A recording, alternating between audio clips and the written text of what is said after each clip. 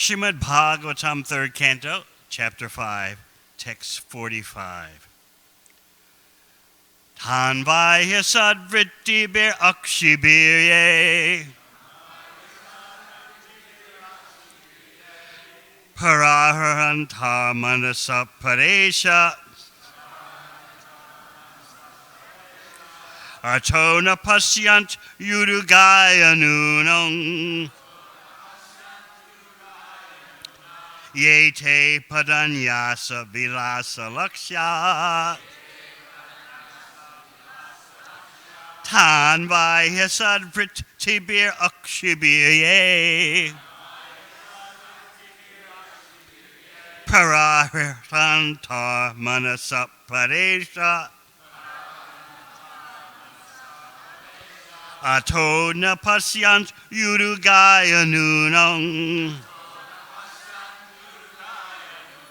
Yete padanyasa vilasa lakshya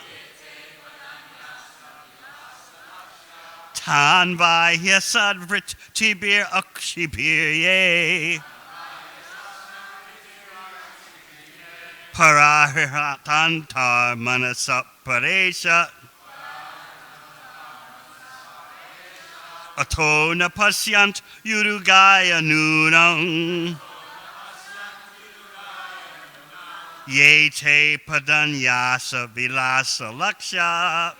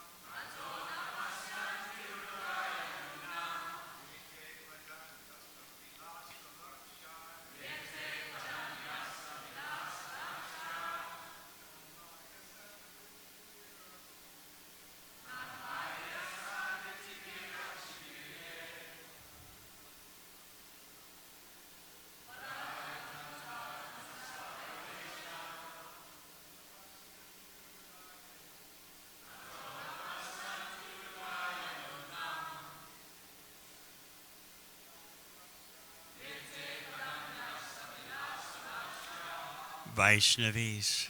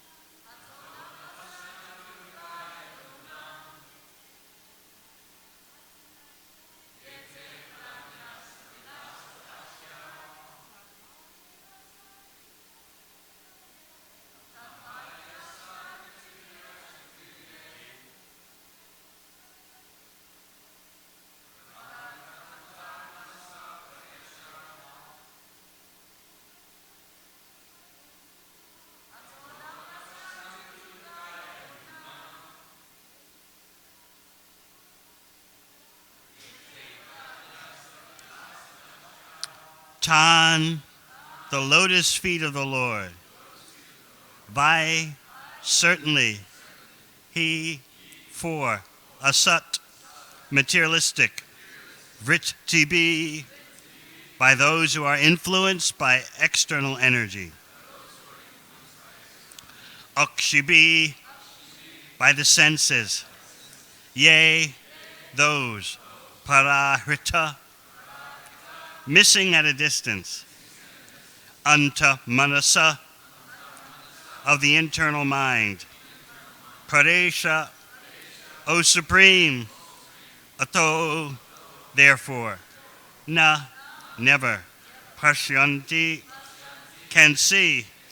Urugaya, O great. Nunam, but. Yea, those who. Te, your. Padanyasa, activities. Vilasa, transcendental enjoyment. Lakshya, those who see. Translation. O Supreme Lord, offensive persons whose internal vision has been too affected by external materialistic activities cannot see your lotus feet, but they are seen by your pure devotees, whose one and only aim is to transcendently enjoy your activities. Purport. As stated in Bhagavad Gita, the Lord is situated in everyone's heart. It is natural that one should be able to see the Lord at least within himself, but that is not possible for those whose internal vision has been covered by external activities.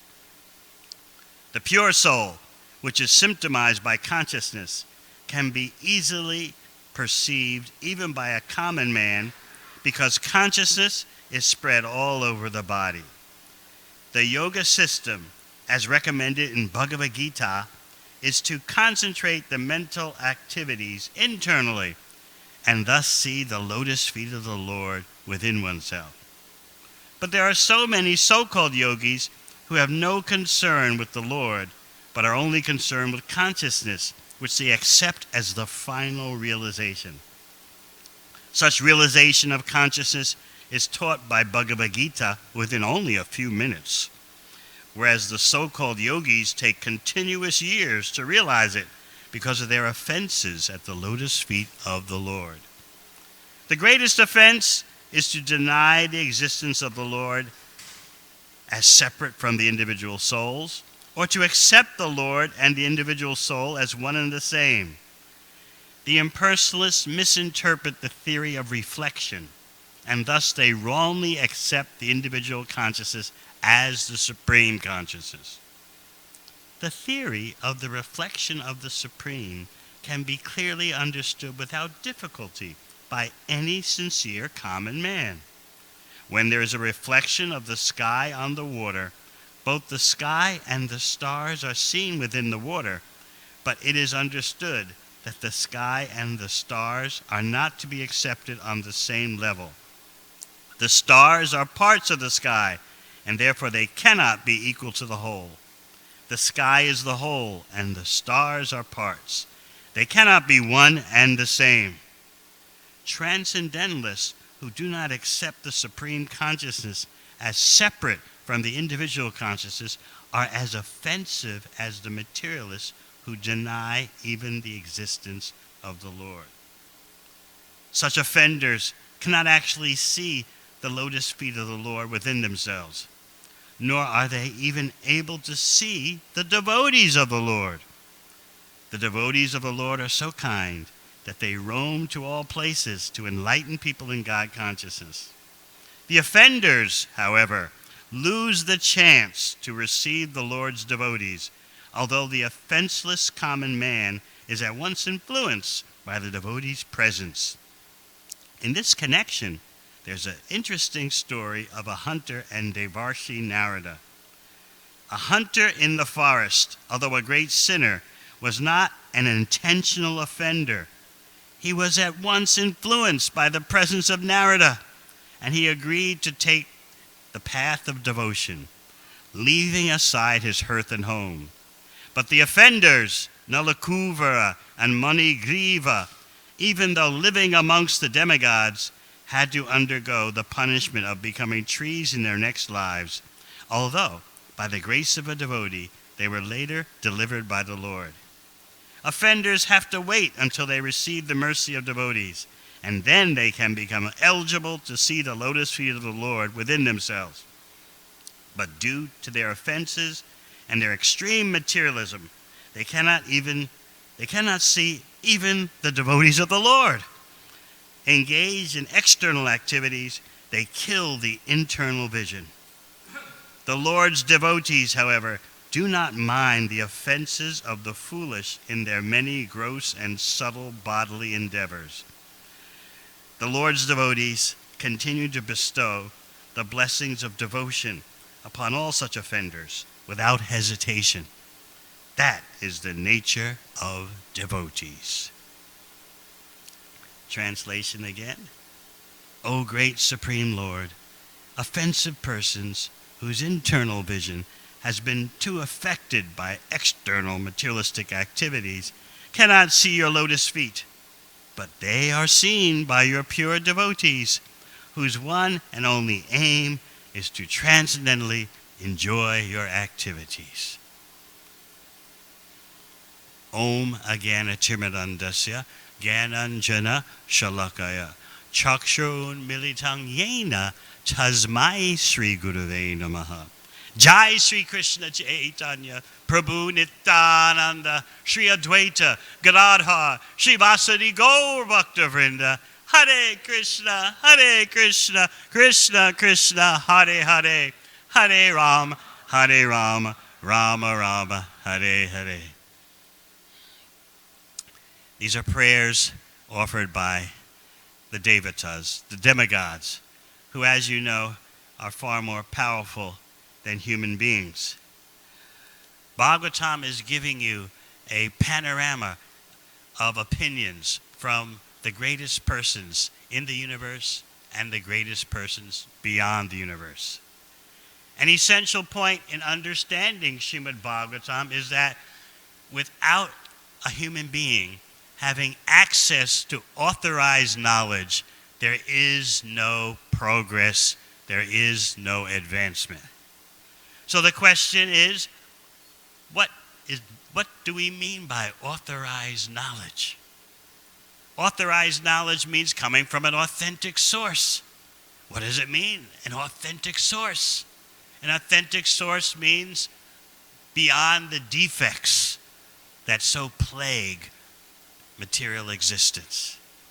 This is the advantage of hearing from Vidura in his talks with Maitreya, and now you're hearing, as presented in their dialogue, the dialogue between Vidura and Maitreya, you're hearing reports from the demigods. In this way, Srimad Bhagavatam imparts a rare security that you're hearing from the topmost personalities in the universe and beyond the universe. It may take a while to truly absorb the impact of this reality, because the nature of the conditioned soul is to be envious. So the popular notion is that, well, yeah, I don't know and no one knows. Because if I don't know, that means no one knows. And I want to be around people who don't know, and that way I feel normal. I don't want to be challenged by being around people who know something. In fact, you'll find that not knowing is glorified these days. I've seen I happened to glance at one best-selling New Agey type book. And there, the author, a former priest, writes, the soul doesn't want answers. The soul prefers vagueness. The soul loves the undefined. We don't need the answers. So this is the age of Kali, in which ignorance is glorified. It's cool to be dumb. And what is the problem with the Krishna devotees, the bhakti yogis? They think they know something, and that's dangerous. They're like little children who need to believe in Santa Claus in order to make it through the year. They're not mature enough to accept that the universe is cold and indifferent. They should grow up and realize that the only meaning in the cosmos is whatever meaning you make in your short, tiny life. That's all that's going on. Another popular saying is, don't try to lead me, don't try to follow me. Just walk together with me through the chaos. Sounds very romantic, doesn't it? Don't try to lead me, don't try to follow me. Just walk together with me through the chaos. This is real human progress, yes? Amidst this kind of glorified ignorance, the devotees of Krishna valiantly tolerate so many offenses from the conditioned souls and seek to give them authorized knowledge. This is the Bhagavatam advantage. And you're getting that in these prayers by the demigods, who in the preceding verse, as well as today's verse, talk about the inability to see the Supreme Personality of Godhead, the inability especially to see his lotus feet. So they mentioned the disqualifications. Yesterday you heard about the bodily concept of life. Persons who are bound by thoughts of, it's mine, and I am the all in all, I am the greatest. They can't see the lotus feet, the devotees say, even though the lotus feet are within them, even though the Lord is there as a super soul. As for the demigods, they're saying, but we shall take shelter of those lotus feet. So we hear the first disqualification, the first verse presenting disqualification. The conditioned souls are so eager for the bodily conception of life. They think the body is everything. They have no knowledge of what is beyond bodily activities. They boast proudly, one body, one lifetime, one opportunity. And in this way, they hope that they'll have a meaningful life, a life of purpose, a life of fulfillment. And Srimad Bhagavatam points out, no way, it's not going to happen. But the inability doesn't stop there. Besides being in the bodily concept of life and thus being disqualified, in today's verse you hear that they can't see because their vision has been affected by materialistic activities. So it's not only that the bodily conception of life disqualifies you, but also based on that bodily conception of life, the activities you engage in also disqualify you. So the stuff just gets deeper and deeper and deeper. And then you hope that you're making progress as a human being, as a human society.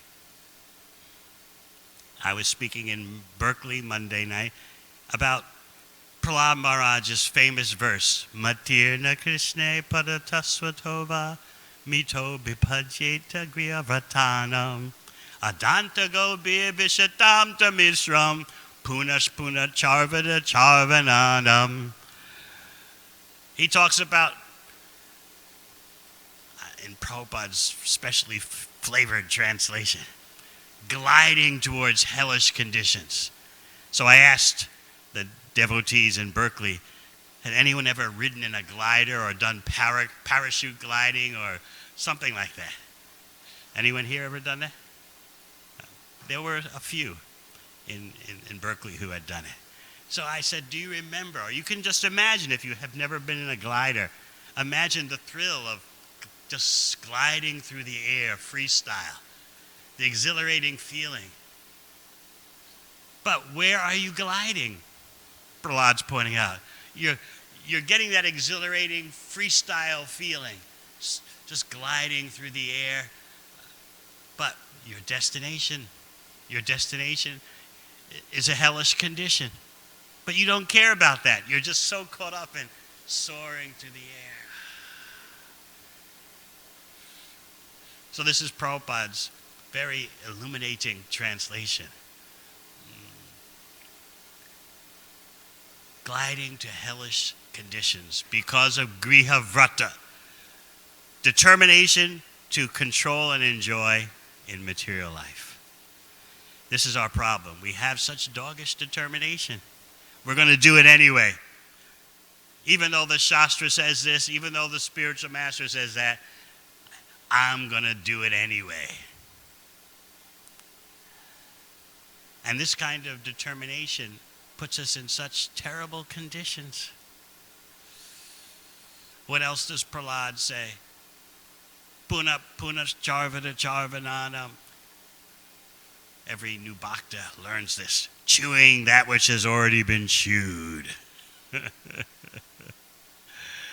We immediately think of that statement by Prahlad and Prabhupada's translation. We immediately think that this is referring to sense gratification, the rasa, the hackneyed flavor that you taste when the material senses contact the material sense objects.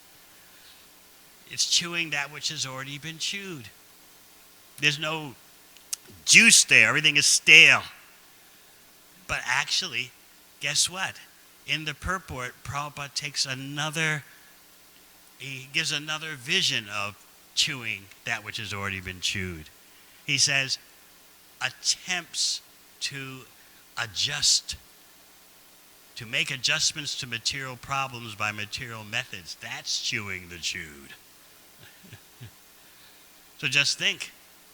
You look at the world's problems, environmental, political, economic, this, that, the other, the havoc caused by in mental health, and you think we have to find a solution. But if your solutions are simply material, you are being victimized by Prahlad Maharaj's powerful statement. You're chewing that which has already been chewed. There will be no success. Sometimes people think devotional service is so difficult. Why do we have that mentality? Because embedded in us is this grihavrata, this deep determination. Some or other, I'm going to squeeze some pleasure out of material existence. This runs so deep. And that deep and long-lasting infection can only be cured by something deeper. And this is why hearing, chanting, discussing about Krishna is so important. There is no other solution. If you want to solve the world's problems, you have to deal with polluted consciousness. So what is the method that can transform polluted consciousness? You don't see that method being presented by what people consider religion. You don't see it coming from, you don't see political solutions. You don't see scientific solutions. No one is dealing with the transformation of polluted consciousness. And that's where all the problems begin. So someone can say, oh, it's so difficult doing bhakti. Prahlad disagrees. In one of his statements in the 7th canto, Prahlad Maharaj points out that because the Supreme Personality of Godhead is the original Father, it's natural that we have a relationship with Krishna. So here we are thinking, well, it's kind of exotic, yeah, the blue boy. But Prahlad says, no, it's natural to have a relationship with the Supreme Personality of Godhead. But because we're so contaminated, we take it as something just out of normal existence, something that's going to take a long time to get adjusted to. But Prahlad says, no, the relationship is natural, just like between a parent and the child. And then Prahlad flips the whole analysis and points out, so you think material life is easy? He said, material life is hard. And in fact, the path going to hellish conditions requires hard work. Whereas the path of bhakti is easy. So we have to think about that because we think, oh, bhakti, yeah, the rules. Sadhana and the things you have to do even when you don't feel like it. But Prahlad's saying, look at material existence. Look what you're putting up with. Look what you're going through. And what is your reward? You're laboring hard just to go to hellish conditions. So now the devatas, the demigods, are pointing out that how come you can't see the lotus feet of the Lord? They're right there within you. As Bhagavad Gita says, Ishvara sarva bhutanam hrideshe arjuna tishtati. Krishna says, I'm there in your heart as the controller. So the demigods are saying, due to material activities, due to bodily identification, the unfortunate persons, the unfortunate living entities, can't see what's actually right there within them. I was reading a conversation between Shyamasundar Prabhu and Srila Prabhupada, and Shyamasundar Prabhu was explaining he was really shaken to the core when Prabhupada looked at him very gravely and said, because Prabhupada was talking about seeing Krishna, and he said, you don't see Krishna because you don't like to see Krishna. That takes a lot of deep thought, because immediately we'd all say, yeah, I'd like to see Krishna, right? Why doesn't he show up? I'd like to see him. All right, I'll be patient and I'll wait, but I'd like to see him. But here Prabhupada is saying you actually don't like to see Krishna, because seeing Krishna means abandoning our conception as the enjoyer and controller. And it's that misconception as enjoyer and controller that prevents us from seeing Krishna. So we don't like to see Krishna really, because that means letting go of our false hopes to be the enjoyer and controller. The way we would like to see Krishna, which is not possible, is if he would simply fulfill our desires, our material desires. That kind of Krishna, yeah, where is he? So this is very interesting. We don't see Krishna because we don't like to see Krishna. Meaning we don't want the program, the bhakti program, in full.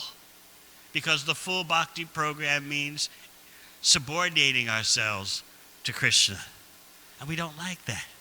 We want to see Krishna while being the controller and the enjoyer. That way, yes, where is he? So this requires some deep self-analysis. I don't like to see Krishna. It sounds very incriminating, doesn't it? But the hospital patient has to recognize his or her disease and take the medicine to get well. Krishna can hide himself even from his pure devotees. He's the controller of perception. He hides himself from the non-devotees by Mahamaya. And he can hide himself from his pure devotees by Yogamaya. Just consider Vrindavan. Krishna felt a bit restricted that he wasn't showing his full powers in Vrindavan. And so he decided the best way to express his full powers was to go for a ride in the sky. So his mother has him on her lap, and she's hugging him and kissing him and flooding Krishna with Vatsalya Prem, parental love. And then Krishna becomes so heavy.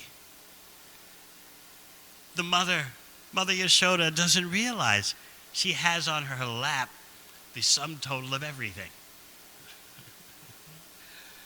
And now Krishna wants her to feel that. So she'll put Krishna down on the ground. He wants her to put him down on the ground so that she'll not be in danger. Because Krishna knows Trinavarta is coming. He's going to give me a ride in the sky. But I have to be separated from my mother. I can't be on her lap because I don't want her getting... there's no danger, but I don't want her feeling like there's danger. This is just going to be me going for a ride. So Mother Yashoda puts him on the ground and tends to her household duties. And then Trinavarta comes. And how does he come? He covers everyone's vision with a dust storm so they can't see what's going on. And he starts making loud sounds so that no one would be able to hear anyone crying out. Especially no one would be able to hear Krishna, the little child, if the little child would cry. Of course, Krishna is just ready and waiting to enjoy. He's waiting to enjoy the sky ride. Now no one can see. And then Trinavarta carries Krishna away high into the sky. And when the dust clears and Mother Yashoda realizes Krishna is gone, she collapses on the ground with such lamentation that even stone or wood would break hearing about it. She's crying out in her house, and the gopis, the elder gopis, come running to her house, hearing her crying, and they start crying also. Meanwhile, what is Krishna doing? He's high up in the air on Trinavarta, having a good time. Ananda Chinmaya Rasa. Whatever he does, he enjoys. And the devotees enjoy by hearing about it. And that's what this verse tells us today. The devotional life is full of enjoyment, but it's the enjoyment of giving pleasure to Krishna. So this is a reversal of our normal consciousness of polluted life. That it's all about me and my enjoyment. How am I going to be fulfilled? Am I enjoying right at this moment? I'm not feeling enjoyment right now. What's wrong with me? This is our so-called normal consciousness. But the consciousness of a bhakta is how to enjoy Krishna being pleased. So normally we think that such indirect enjoyment must be weak, To enjoy hearing about someone else's enjoyment, there must be something diluted about that. Real enjoyment means when your senses are connected to the sense objects. I mean, if the person that you're hearing about is kind of near and dear to you, your family member, your partner or something, and you hear that they're having a good time, you get a little buzz from that. But still, you're always thinking, what about me? What about my senses?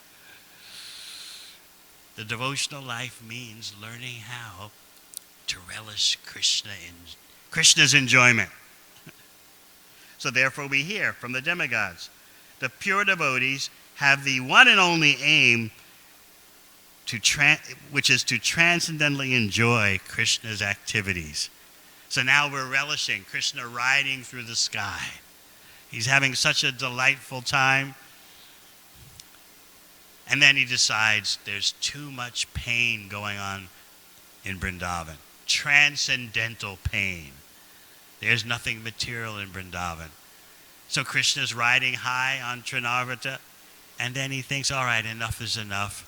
I've had my fun, and my mother is in complete anxiety. She's collapsed on the ground in transcendental lamentation. All right, time to end this.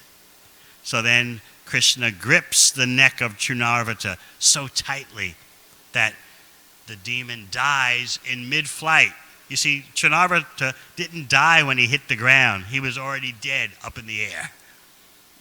So Krishna is holding on to his neck, choking him, and his eyes are bulging, popping out of the sockets. And then he crashes to the ground. You see, Krishna has done a reverse.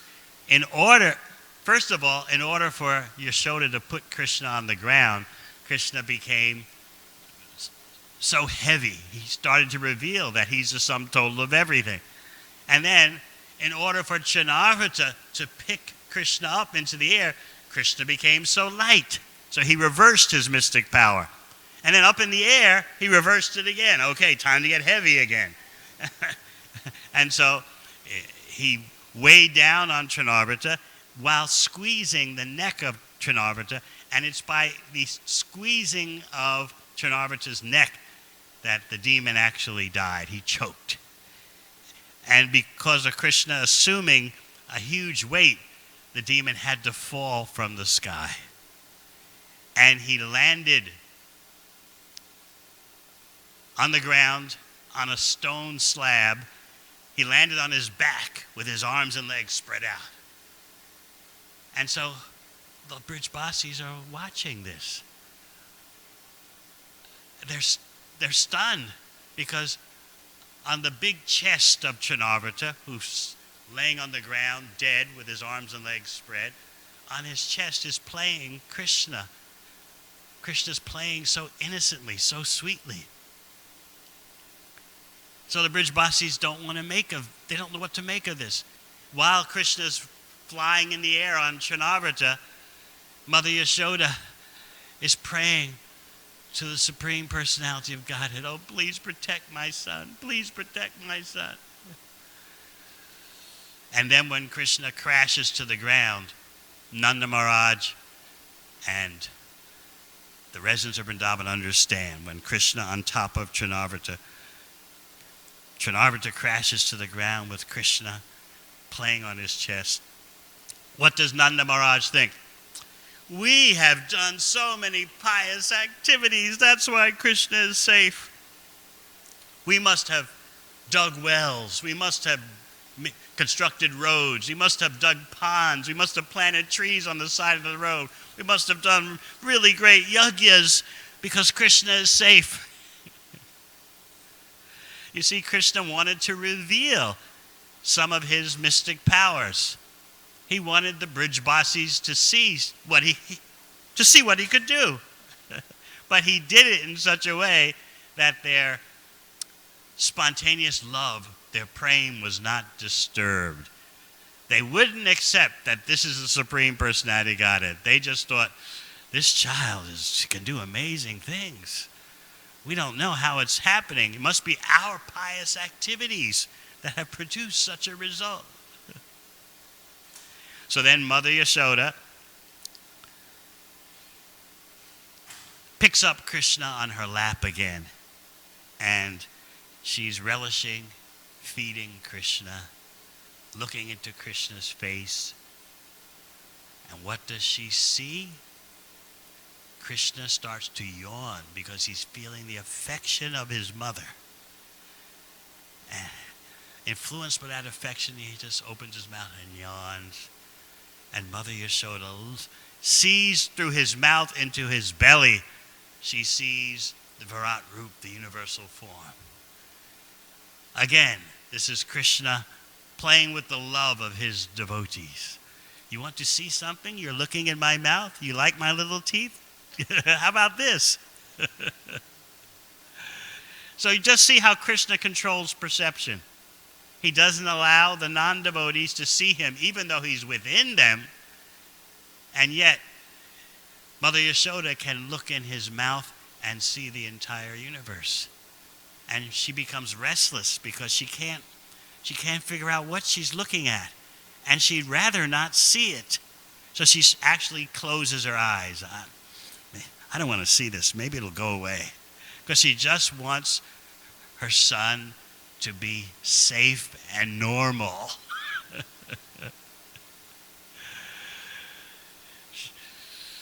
But Krishna wants to show her these things. He has his own agenda. But he shows her all this without disturbing her love. So she closes her eyes. It's not meant to see the Aishvarya, to see the opulence of the Supreme Personality of Godhead, is not meant for her. Krishna allows some devotees to see that. In Vaikuntha, you can see his opulence. But he doesn't want you to see that in Goloka Vrindavan, because he wants your spontaneous love, unencumbered by awe and reverence and majesty. So in material life, you can't see Krishna because of lack of qualification. And in spiritual life, you can see Krishna if you really want to. But we make Krishna's statements about seeing him not so significant. He says, Rasaham apsukonteya, I'm the taste and water. He's not speaking just poetry. He's giving you methodology for how to see him. I'm the light of the sun and the moon. Seeing Krishna begins in that way and proceeds further just by your hearing about Krishna in Bhagavad Gita, Srimad Bhagavatam. Just by your hearing the chanting of Hare Krishna, you are seeing through the ears. And that's a unique yogic experience. Seeing with your ears. What yoga school can you go to and learn that? How to see with your ears. And of course, you can experience Krishna through the tongue by tasting Krishna Prasad, by vibrating the Hare Krishna mantra. So our program is full of seeing Krishna. There's nothing else we're doing here except having a program, how to see Krishna. But you have to be educated about the method. You can't see Krishna with your ordinary vision, but Krishna gives you ample opportunity to see and experience him. So please start thinking of your whole bhakti day as filled with opportunities to see Krishna. But you have to know those techniques, and you have to know what's right in front of your eyes. Just like we're in front of the deities. You see Rukmini, Dwarkadish, you see Gauranitai, Jagannath, Baladev, Subhadra. What are we looking at? We have ample opportunity to see Krishna. But remember Prabhupada's very weighty statement. You don't see Krishna because you don't like to see him. It's very incriminating, isn't it? So in this way, by the prayers of the devotees, we're getting authentic, authorized knowledge, and therefore there can be real progress individually and for society, because we have access to knowledge that is beyond human imperfections. All right, any questions?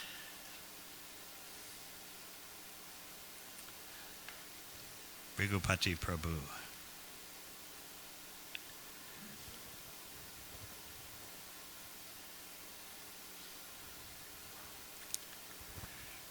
Thank you very much. That was amazing. Thank you very much for that wonderful class. My question is this. You're talking about how the process of hearing and chanting clears up the contaminated consciousness. So in the Srimad Bhagavatam, 1st Canto, Chapter 1, Text 6, in the purport, Prabhupada says, hearing and explaining is more important than reading.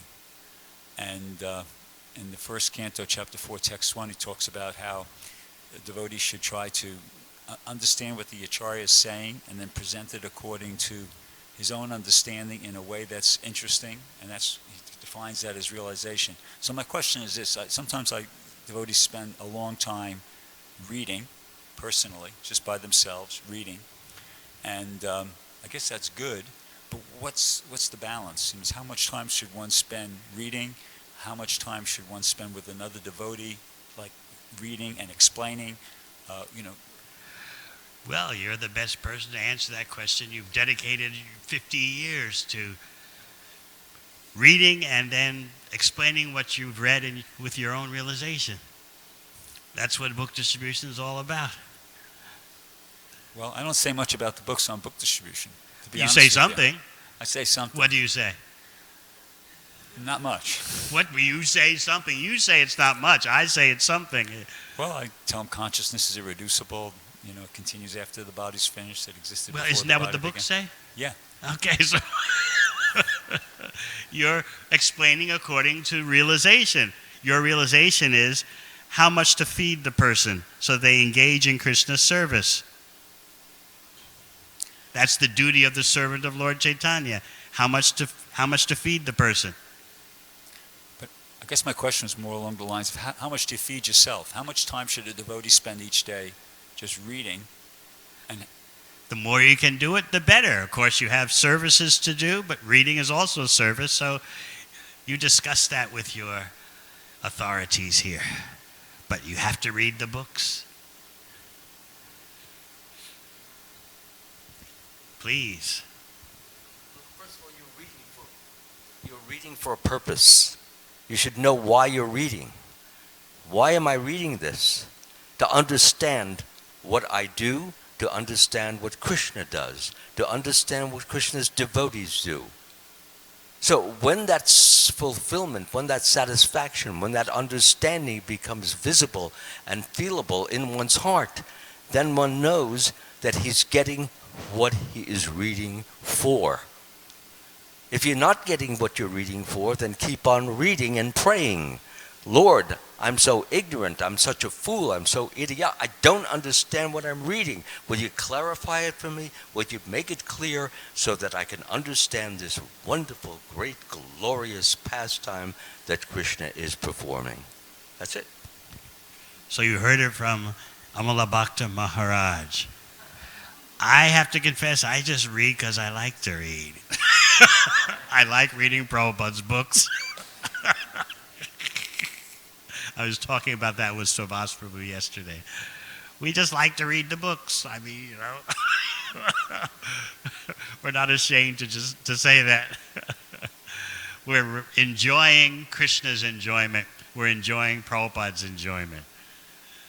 Yes, and of course what His Holiness just explained is the therapeutic analysis. Yes.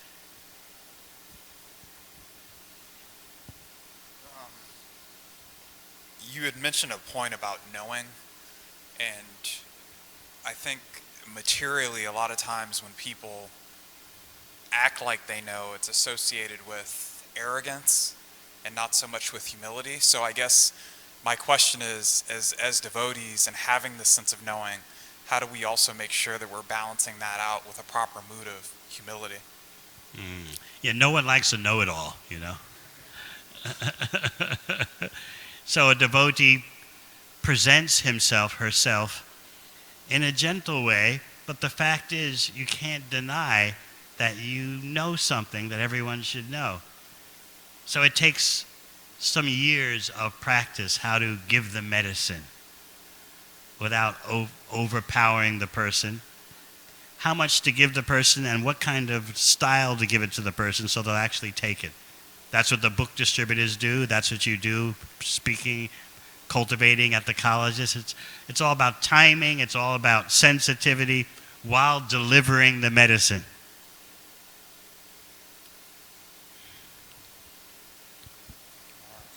Don't be afraid to so-called make mistakes, meaning, I shouldn't have said that to the person. Now maybe the person's taking it the wrong way. Actually, you're never wrong. You're never making a mistake in preaching unless you deliberately try to make the person angry. So it takes practice. So we want devotees not to get mental about, I don't know if I should go out and distribute books or preach or cultivate. I might say the wrong thing.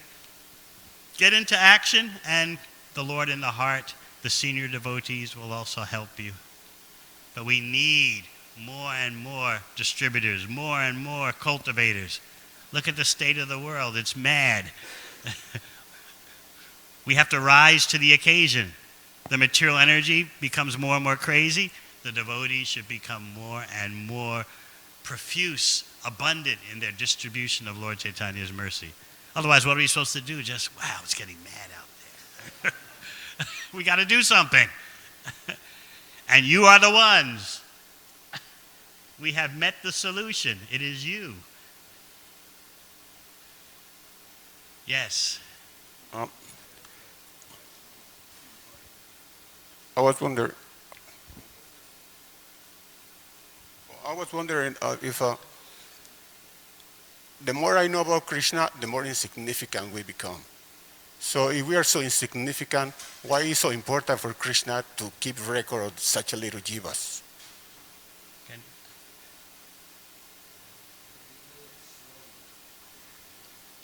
Or you can ask me after class.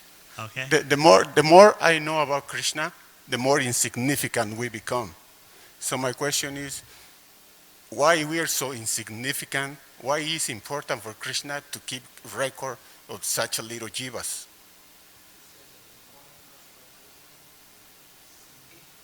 Yes. So why is it important to keep record of the insignificant jivas?